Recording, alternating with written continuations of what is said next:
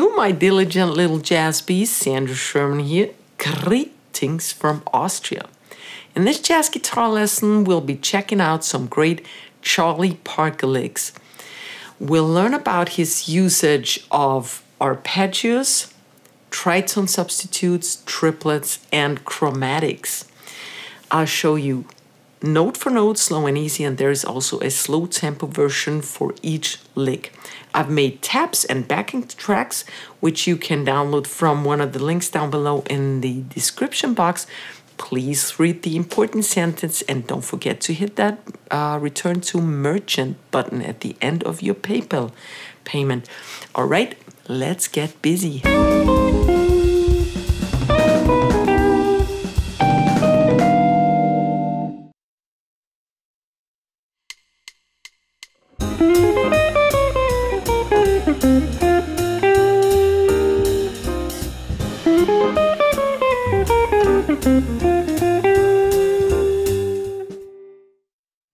The first lick is played over 2-5-1 in E flat major. So this is F minor, B flat altered, and E flat major.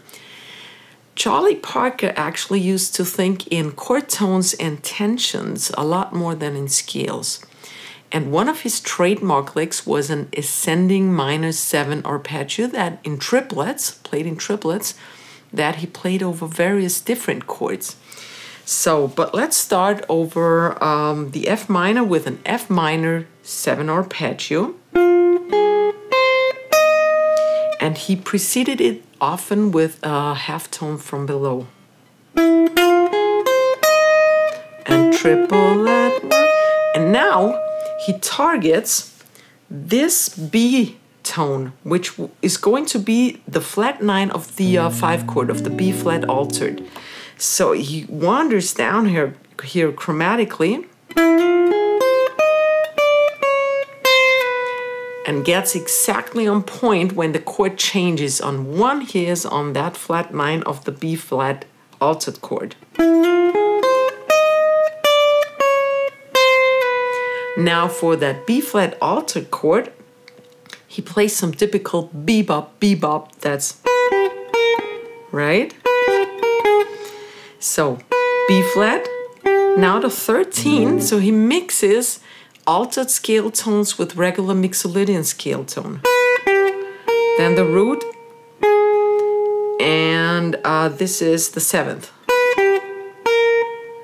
which he pulls down, or at the saxophone he does whatever they do on the saxophone, right? And now, it's an interesting thing, he plays a C minor arpeggio.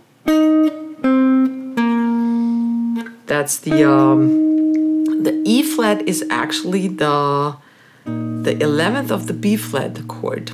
So that's actually not a tone you would play, but within an arpeggio, it's okay. Then it goes to the C, that's the root of the C, of course, and the 9th of the B flat. And then the B flat is the 7th of the C minor and the root of the B flat. So from right, that's his line for B flat. And now the resolution, he doesn't directly resolve to the E flat. Usually you would resolve on a 3 or on the 5th or 7th or some chord tone. He resolves on the 9th, so it's a not direct resolution. He goes here, that's the 9th of the E flat chord. Back to the root, the 9th again, and now he resolves to the 3rd of the chord. So it's like da da da da. And that was typical Charlie Parker, so the resolutions often came a little late, putting a little more tension in. All right, here's the entire phrase at slow tempo with the play along.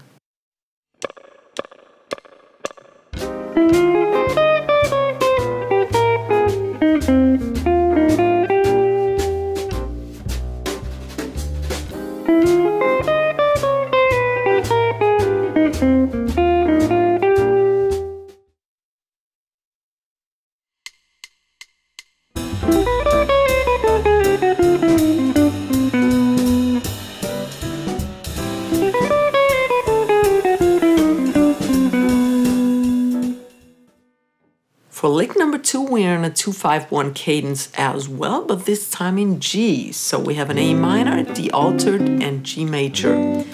Now we start with that same lick, but this time it's a superimposition. We play an E minor 7, that same lick. Before it was in F minor, now we're in E minor. As a triplet, E, G, B, D, but we play it over the A minor chord. This gives us, from the A, the 5th, the 7th, the 9th, and the 11th of the chord. And that was the new thing back then in the bebop area. They focused, bebop players focused on tension tones like 9, 11, 13. So that doesn't mean they didn't play the regular chord tones. They played them, but they added those color notes, right? Now we have a chromatic run all the way down. This is where the D sets in, D7. This is the 5th of the D7. Chromatic run continues. Continues. All over the D altered. Now we omit the D and go to the C. So our run goes from here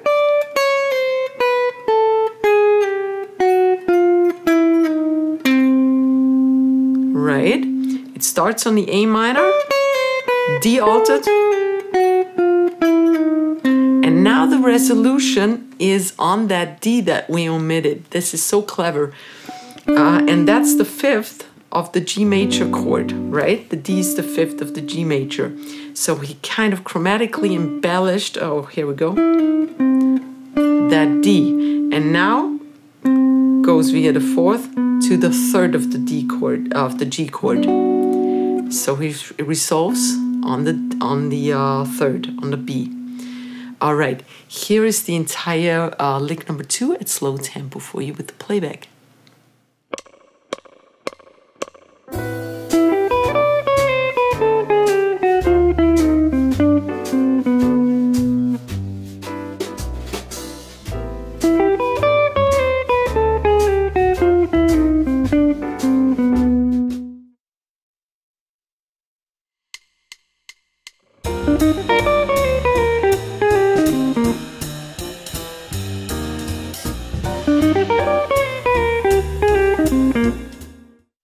Lick number 3 is played over an E flat major chord. This could be the 1 chord or the 4 chord, so Ionian or Lydian. Anyway,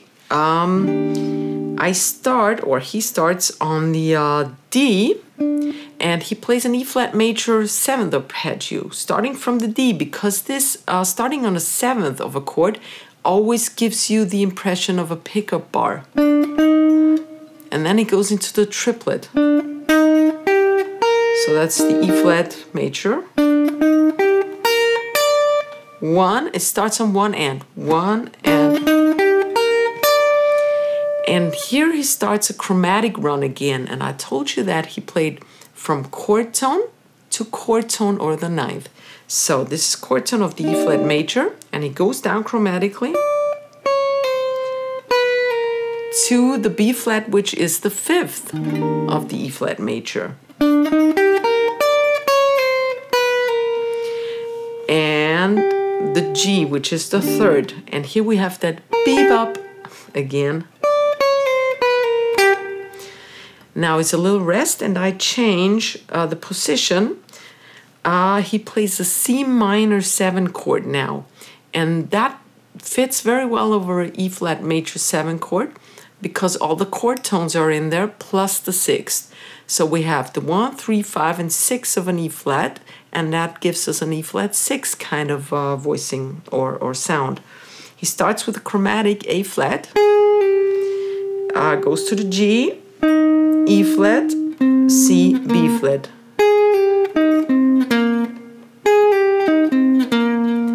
All right, and here's the entire phrase, lick 3 actually, for you at slow tempo with the playback.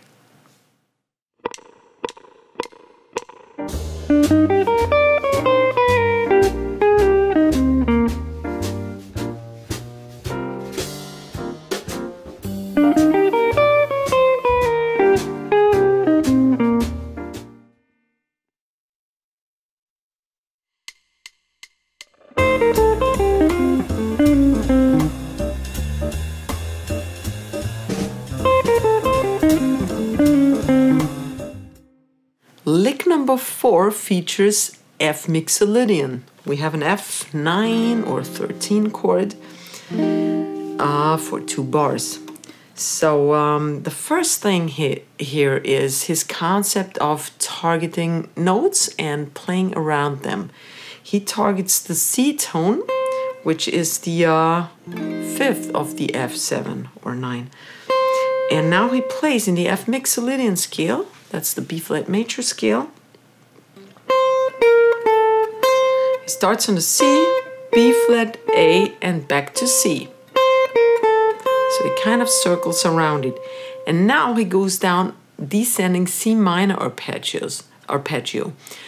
And that gives us G, E flat, C, and G again. 8, 8, 10, 10.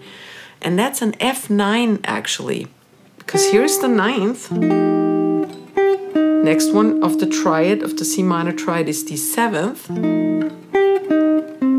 That's the 5th of F, and G is the 9th again.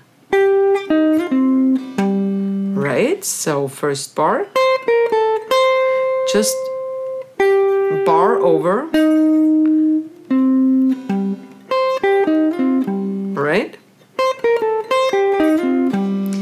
And now for the second bar, he focuses on the 3rd of the F7, and that's the 7th here, the A. Going to the D, down a chromatic to the D flat, back to the A. So now A is the thing he circles around. And now the resolution is C to E flat. Both are chord tones. C is the 5th and E flat is the 7th of F7. And hear that bebop, bebop again. Bebop, bebop. That's cool, huh? Bebop, bebop. Here's the whole thing at slow tempo.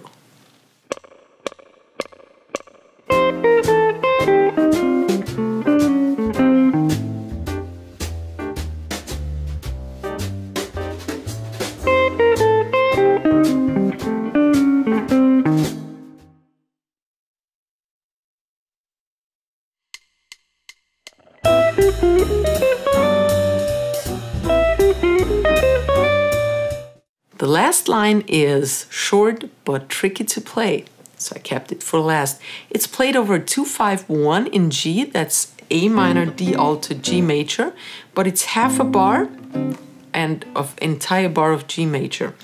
So we start on chord tones of A minor, that's E and G, the 5th and the 7th of the A minor chord.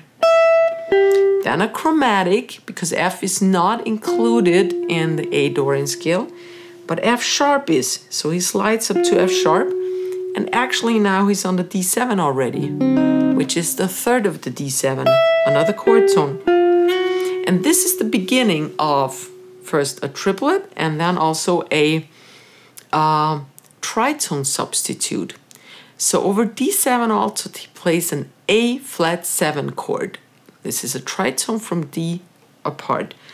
And that's the 7th of the A flat, which is the 3rd of the D7.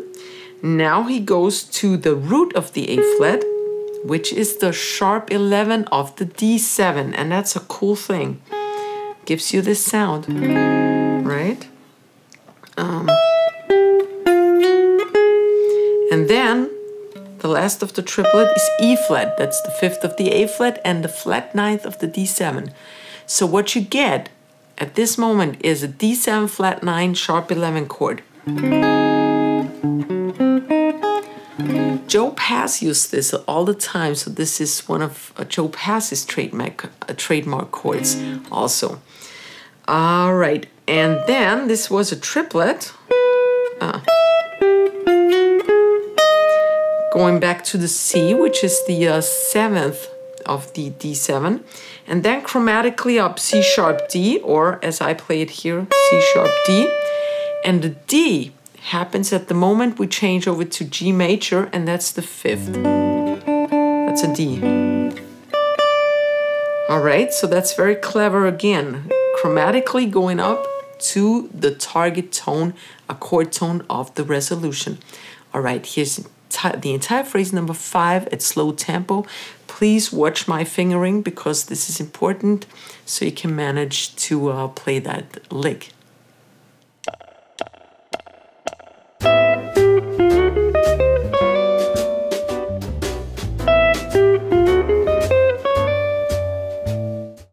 You may also want to check out my modern jazz licks or fusion licks or maybe some more basic stuff like the Dorian lines.